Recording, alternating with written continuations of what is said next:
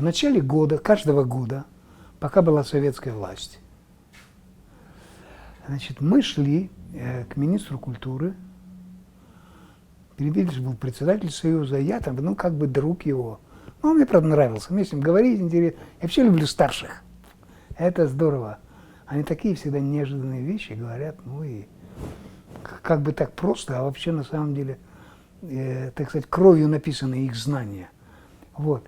И вот мы приходили, министр говорит, например, у меня в книжке, правда, такая уже не было того министра, а началась перестройка. Но мы по привычке пришли.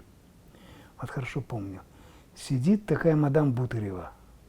Кстати, вот она в телевидении, так сказать, можно сказать, обрела какие-то там. Вот. Но к тому времени она уже была там. Вот она была тогда не министром, сам министром.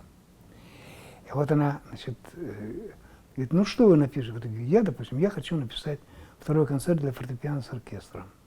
Кто будет играть там? Вот у меня есть такая история. Дирижировать там, да, такой-то будет. Все, в какие сроки? Я думаю, в такие-то. А вы, Яков Сергеевич? Он говорит, я рассчитываю в этом году написать, у меня напряженный такой график, 20 песен. 20 песен, это значит, ну, по 1,5 песни в месяц получается. Вот. Но это быстрый очень темп. Она говорит, так, на каком языке?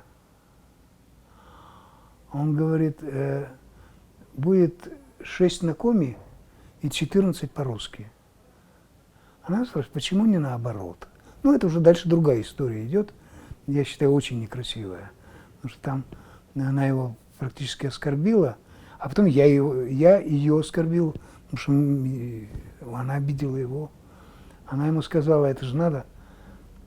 Вы, наверное, забыли, на чьей земле вы живете. Он побелел, он же был смуглый очень человек. Я так на него посмотрел.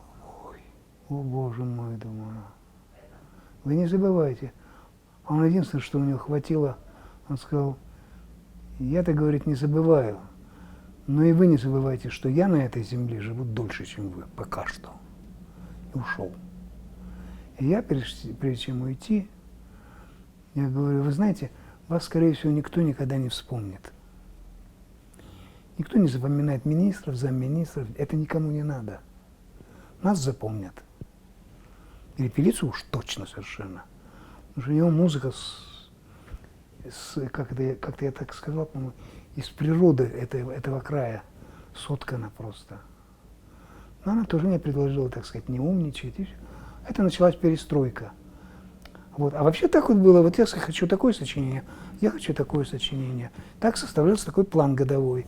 Все, пройдите к начальнику отдела искусств, будем составлять договора. Вот. Пока я был не член Союза, это мне не члену Союза заплатили 600 рублей за сонату. Я вот никогда не забыл. Я денег таких не видел, я не слышал. Я шел и думал, что меня сейчас убьют. Как я такие деньги? Они мне жгли карман. И я дошел до сберкассы, единственной, которую я знал тогда в Сыктывкаре. Это она сейчас находится, да, недалеко от училища. Как же эта улица-то называется, господи? Бабушкина, наверное. 600 рублей, это мне... Вообще, я когда положил это на книжку, я... А так как это был октябрь или ноябрь, а в Новый год у меня там оказалось, по-моему, там 619 рублей, что ли, что-то какая-то такая. Я ничего не делал, я палец о палец не ударил. А уже, ой, вот это да. Ну, в общем, вот такая была. То есть это был госзаказ? Ну да. Да, это была замечательная традиция, которой сейчас нет. Сейчас на любой ответ самая популярная фраза «нет денег».